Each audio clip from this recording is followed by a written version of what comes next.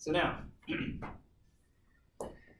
what winds up happening is the hypothalamus, I told you, is the master endocrine gland, right? So it has a whole bunch of nuclei, they call it.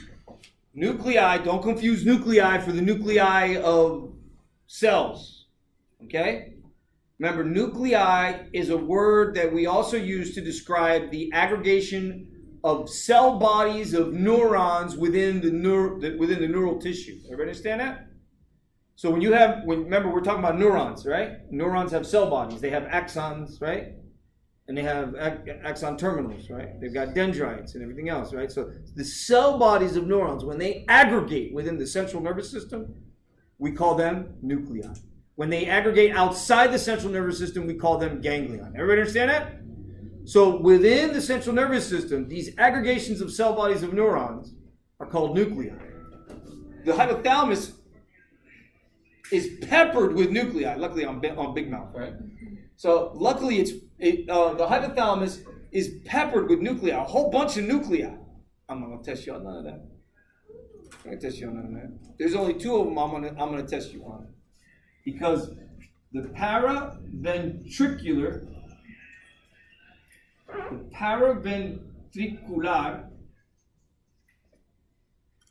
and the supraoptic nuclei. So here they are. Ready? There's the cell bodies. I'll draw them over here. Let's draw them over here. There's the cell bodies. These are nuclei. The nuclei. I'm going to draw them like this. They're doing like this. They're coming from two different regions of the hypothalamus, but their axon terminals are converging to create the posterior pituitary.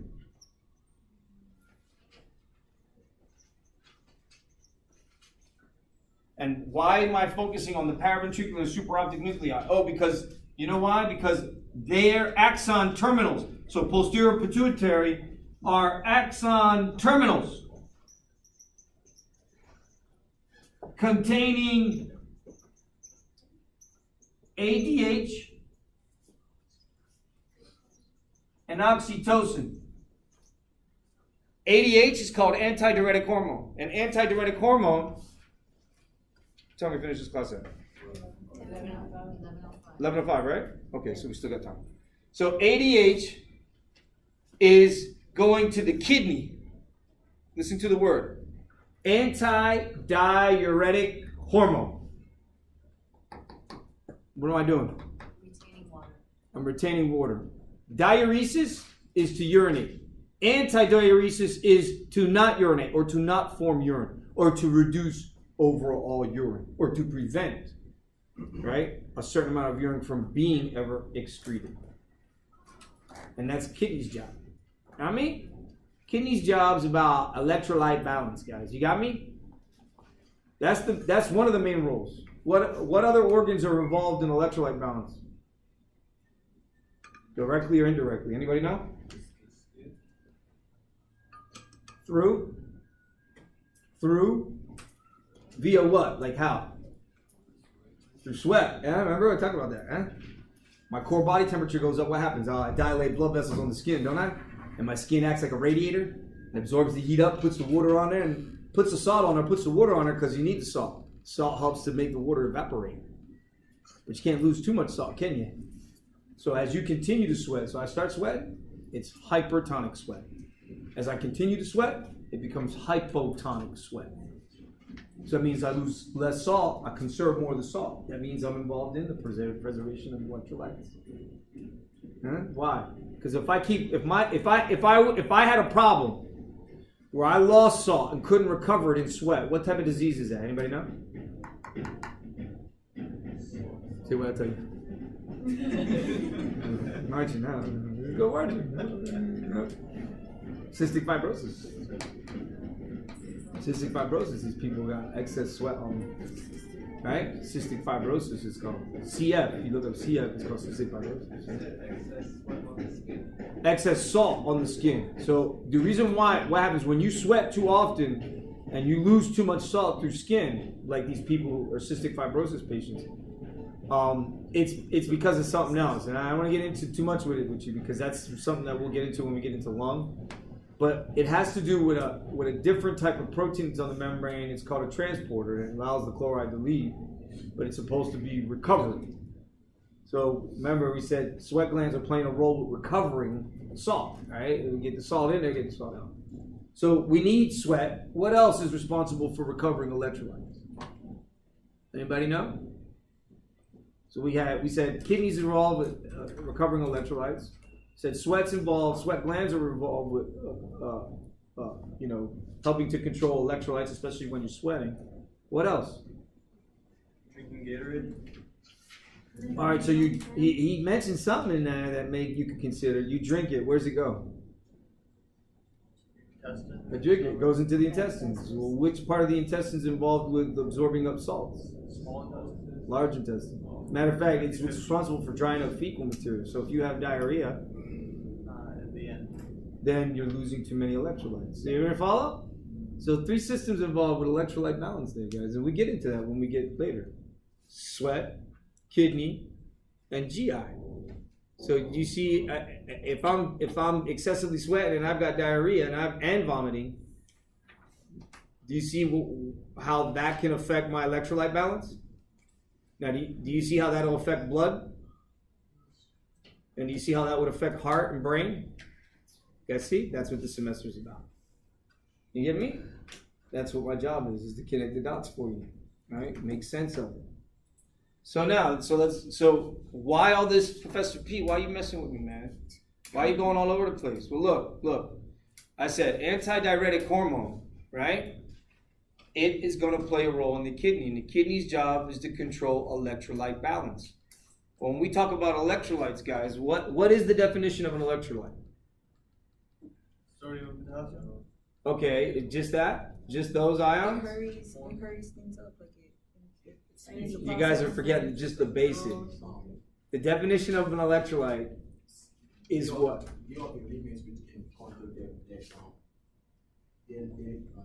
You're correct. It can't conduct electricity because of the fact that cations and anions are sustained, but they're sustained in what? In the most basic, in solution, guys. What's that solution? Water, baby. pH is 7.0. A weak base and a weak acid at the same damn time. Thank God for the elixir of life. You understand that? Sir, ADH is what will preserve the water. What will preserve the salt? We covered it in class on Tuesday. What goes to the kidney and preserves the salt, the sodium? Aldosterone. Everybody follow me? Aldosterone. Is aldosterone an amino acid based hormone, a peptide based hormone, or a cholesterol based hormone, ladies and gentlemen? Cholesterol based hormone. You guys got it now? You see where I'm coming from? You see how it all comes back together? You think, man, Professor P's all over the place. No, I'm not. I mean, I am, right? But that's because that's how I flow. I'm trying to connect the dots for you guys. You can't do this by just reading the textbook. This is why I encourage you to come to class.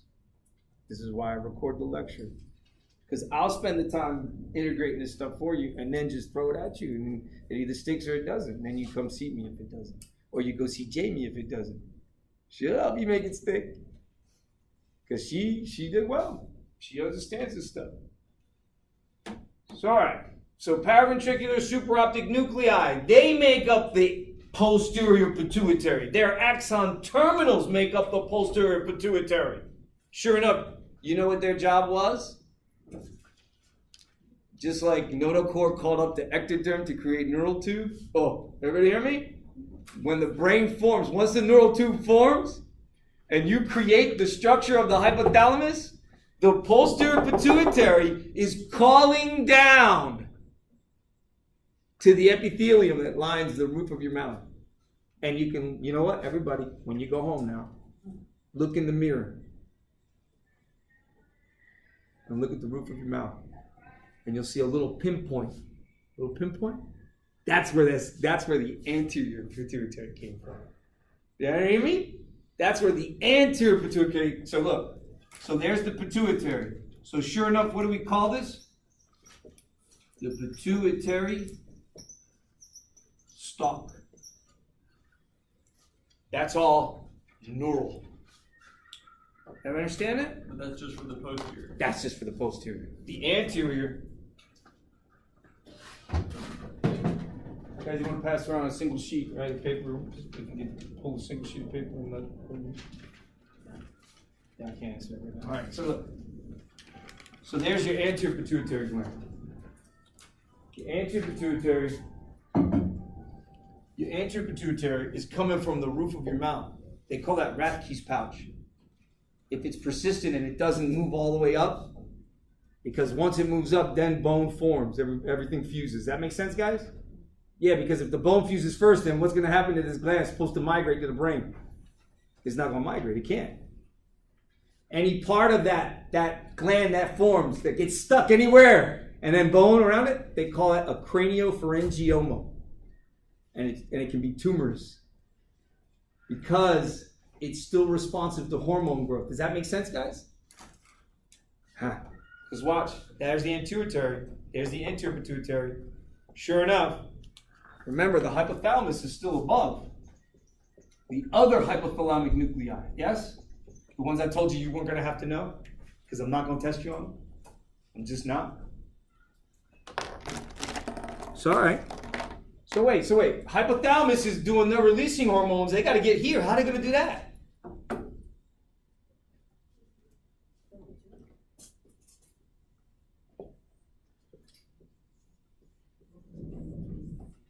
Blood flow. By definition, endocrine. Does that make sense? So the hypothalamic nuclei that are separate of the paraventricular and supraoptics, all the others, they're going to release releasing hormones. Thyrotropic releasing hormone.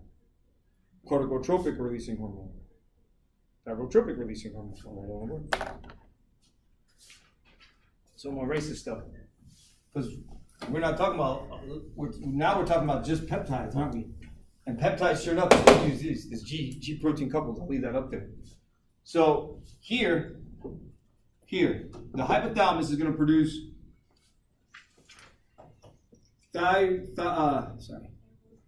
thyrotropic releasing hormone. Okay? Thyrotropic releasing hormone. As a matter of fact, I want to do this a different way, guys. So I'm going to erase this whole thing. I'm just going to leave the GQ up there. Excuse me. Yes. So is it being released from the or? No, it's the cells of the hypothalamus, the nuclei of the hypothalamus, those aggregated cell bodies that are sitting within the, within the hypothalamus. They're releasing hormones because they're getting signals from the thalamus, which is your main sensory relay center. Does that make sense? You're like, oh, you hungry? Oh, you thirsty? Huh? Oh, you freaky? Well, that's all driven by this association between, and then that loop. Oh, you got freaky. All right, you good then. You got a smile on your face. It's all good. Oh, you ate and you're full? Oh, bad. Oh, you thirsty and you drank? Bad. Right? Taking a good dump too. Bad. Right? Right? Guys, you gotta get that out of here, man. If it's taboo, you gotta deal with it. Because you're going to have people come in with stuff stuffed up in there that don't belong there. Huh? And you're going to have to extract it out. All this is linked. It's part of the primitive brain, guys. It drives primitive responses. Yes? Everybody understand that? Questions? Any questions? Question. Yes. You started talking about the Before I erase it. anterior versus posterior, and you said the anterior originates from the roof of your mouth, but you didn't say what posterior.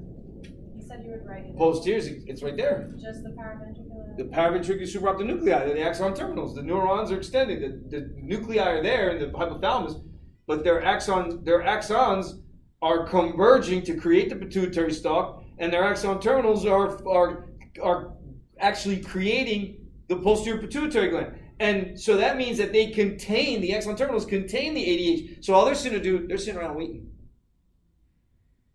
And the only time they get released is when what? Oh, when I get what? Oh man, don't make me go back. You want me to go back? You remember that the spike for muscle? Right? Sodium first, then potassium. Sodium first, then potassium. You got to get that here for there to be an action potential to then get to the exon terminal and an influx of what ion? Exocytosis, baby. Exocytosis got to have what ion? Calcium, baby.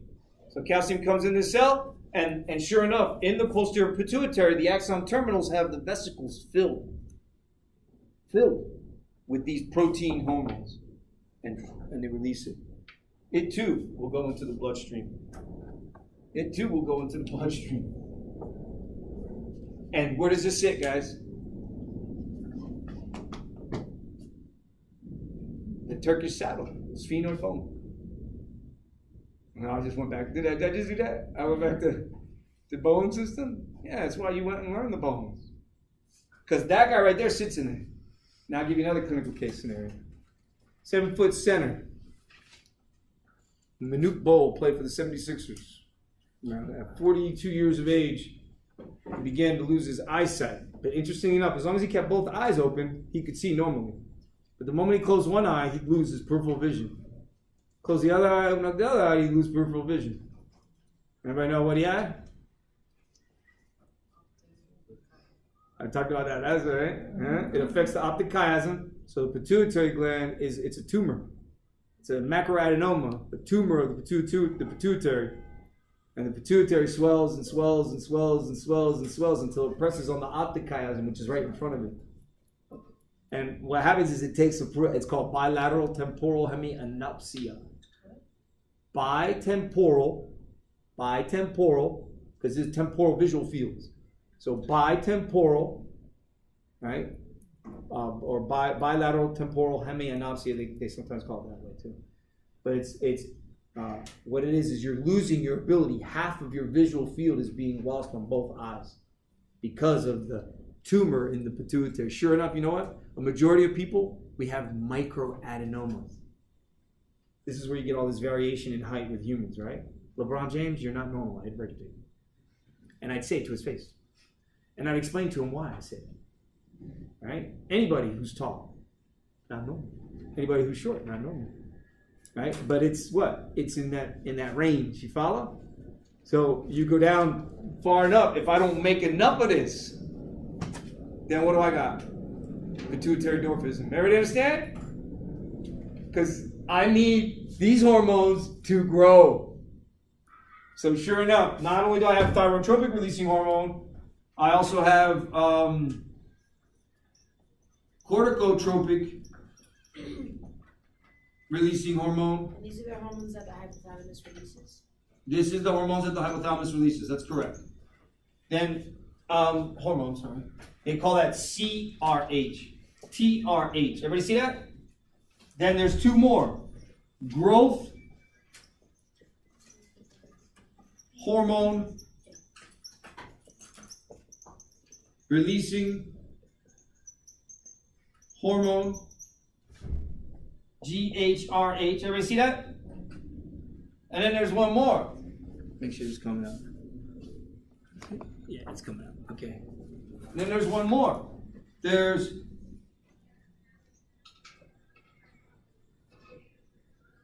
and actually they call this a somatotropic releasing hormone.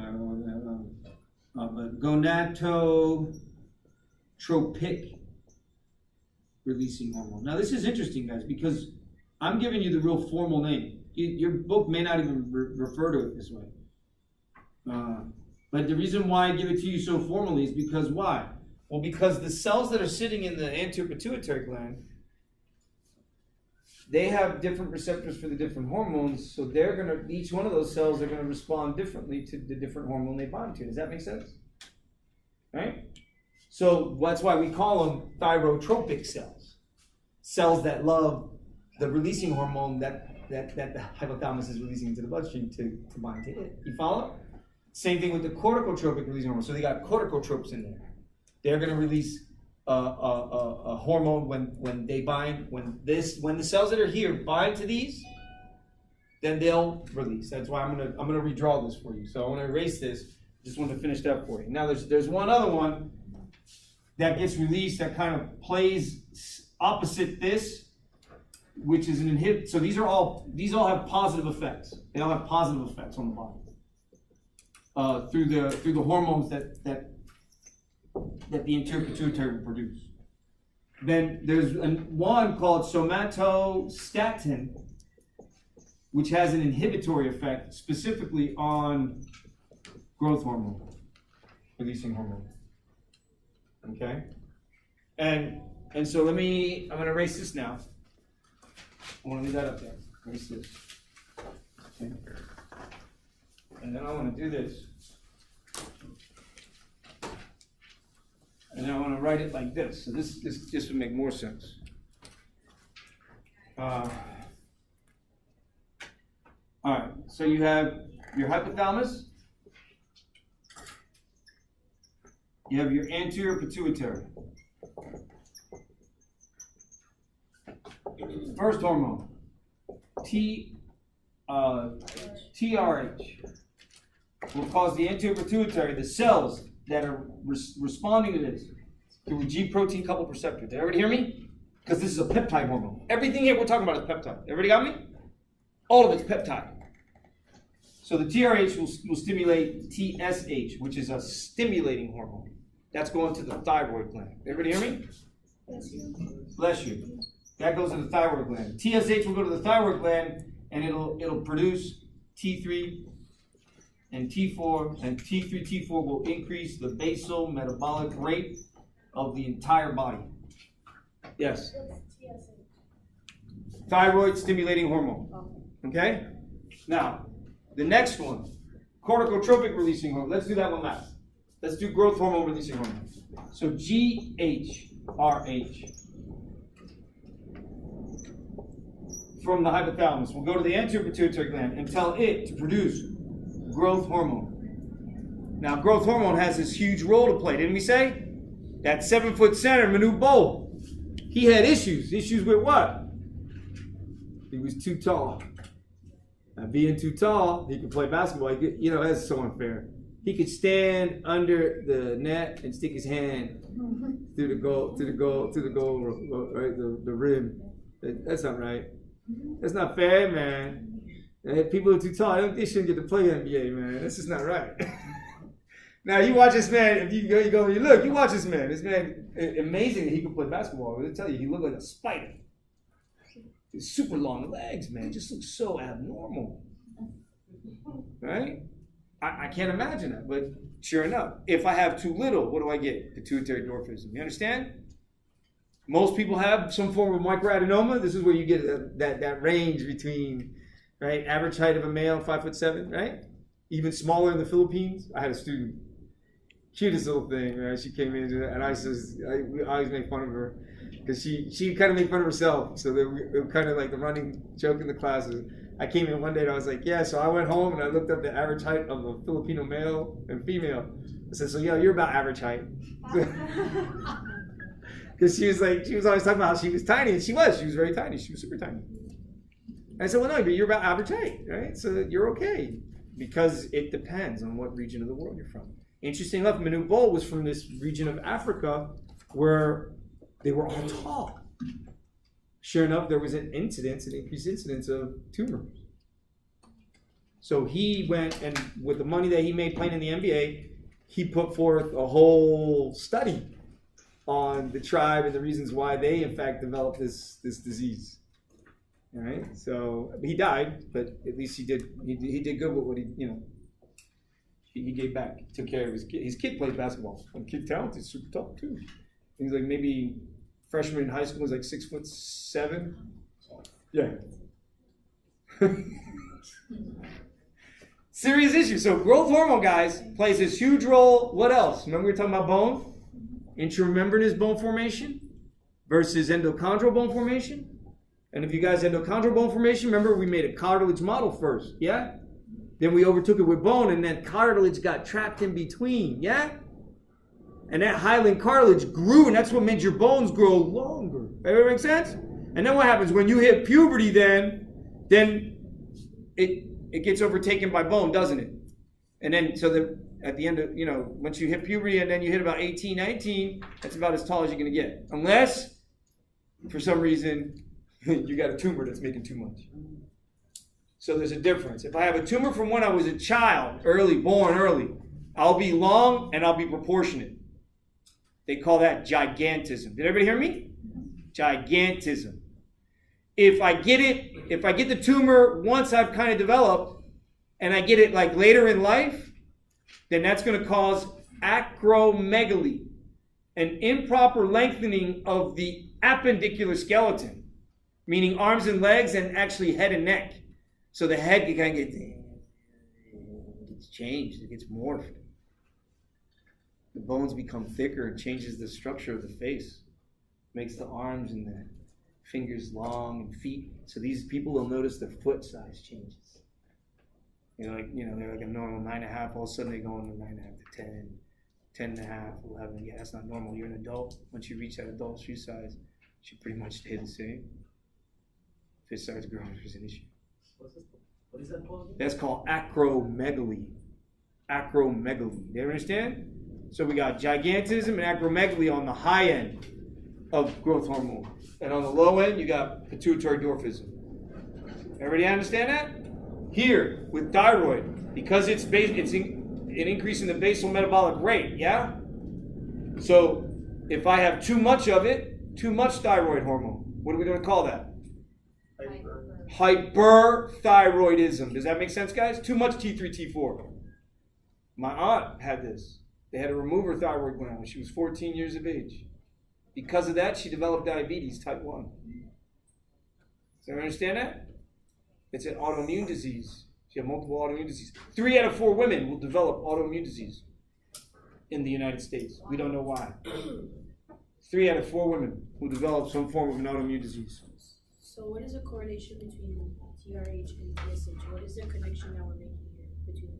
That it's specifically to drive the thyroid's ability to produce T3, T4 from the thyroid follicle. So they're working together. And they're working together. And sure enough, where are they going? Yo, this is going to the entire body. Does everyone agree?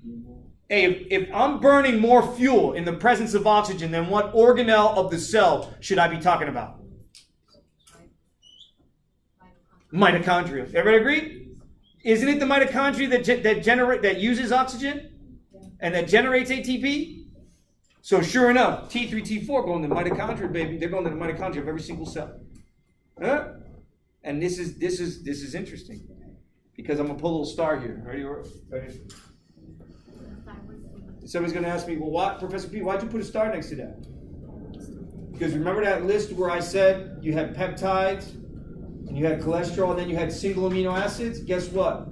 The thyroid hormones T3 and T4 are a dipeptide that is so small that they don't use a receptor, or like epinephrine and norepinephrine.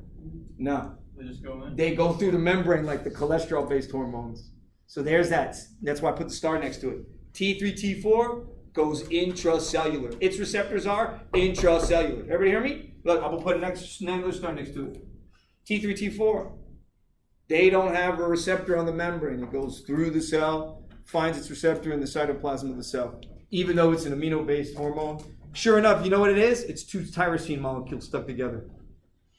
So it's so similar to epinephrine, norepinephrine, but yet it's so different. And then they have iodine on it. That's why it's a 3 or a 4. Either you have 3 iodine or 4 iodine on the 2 tyrosine molecules stuck together. That's why you call it T3 or T4. So the real name for T3 is called triiodothyronine. Because when you take 2 tyrosine molecules, stick them together, they call it thyronine. And then you put iodine molecules on it. You put 3, they call it triiodo, because iodo means iodine. So triiodothyronine versus 4 iodines, tetraiodothyronine. That's what they actually call it. So if you look up T3, T4 on Wikipedia, you'll see the official formal name. All right, the official formal name. These other ones. So just real quick, the GnRH, the gonadotropic releasing hormone. Well, that's going to release FSH and LH, follicular stimulating hormone and luteinizing hormone. These are the hormones. These are peptide hormones. These hormones are going to ovary and to testicles. You understand that? Ovary and testicles. So they're involved with reproduction. We talk about that Is later. that Gonadotropic releasing hormone. That's right. And then the last one, which is not the TRH, this one, the CRH. Well, the CRH is going to do something special. It's going to produce this one guy called POMC, pro-opiomelanocortin. That pro-opiomelanocortin has 3 components to it. The first one is endo-opioids. What do I mean by that? That's my what? Sorry.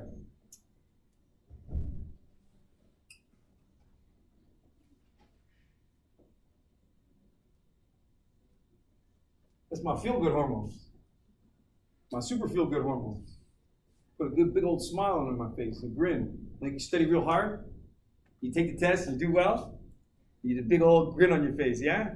And you're walking around all campus, everybody's seen that big old grin on your face, right? The feel-good hormone is the The endo-opioids. So that endo-opioids is a component. Watch. Pro means it's gotta be multiple stuff. Pro means it's multiple stuff hidden within one molecule. So what we're gonna do, it's a peptide hormone, we're gonna chop it up.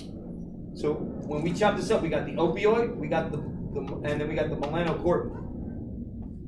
So opioids, melanin, and then the one that goes to the adrenal cortex. Everybody hear me? So watch. Endo-opioids, the first one. The O in the POMC.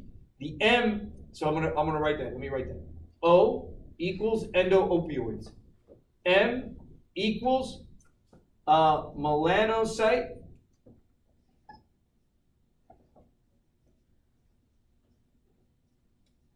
stimulating hormone. Melanocyte stimulating hormone. Let's talk. What cell is that? Where's the melanocyte? In skin. Everyone agree? So this hormone has a component to it, that M component, that's going to go up and tell the melanocytes to produce more melanin. You see? So now you understand when a female is pregnant, all these hormones get upregulated. Everyone agree? You see why she gets this little painted line on her belly? You guys, that's how I roll, man. It makes sense of it. Yeah? And then what happens? Nipples get, not only the areola get huge, they get darker, don't they? They get like 4 shades darker. Huh? They do. And then they'll even elevate because of the excess production of milk. All right? And we'll talk about that too. So here, melanocyte stimulating hormone. The last one, C, is going to be your, C is equal to corticotropic hormone. Corticotropic, that's the cortex of the adrenal gland. The adrenal cortex. What's in the adrenal cortex, guys? What hormones are made in the adrenal cortex, guys? Aldosterone, cortisol, and remember I told you that one called DHEA that makes estrogen and testosterone? Everybody see? So that corticotropic hormone is going to the cortex. However, it takes a little bit more effort to get the aldo done, because the corticotropic hormone, right? It gets you close to aldo, but not finished aldo, and we'll talk about that. But it's involved in helping to drive the production of aldo. Okay, the production of aldo. So this is the layout, and then again, these go in the ovaries. This is going to the whole entire body. This is going to every cell of the entire body, right? So you can see how these two are very much intertwined. And if I need growth hormone and thyroid hormone, then I better have insulin and glucagon on board. Does that make sense? Why? Why insulin and glucagon? I'm telling my cells to grow. I'm giving my mitochondria the ability to burn more glucose in the presence of oxygen. Yes? But don't I need more glucose? So who's responsible for controlling glucose? Pancreas through insulin and glucagon. You follow? So they call that synergism, guys. You hear me? When they work together like that, they call it synergism. Okay? Any questions? Come see me. I have office hours today. I have office hours tomorrow. I have office hours on Tuesday. Right, that's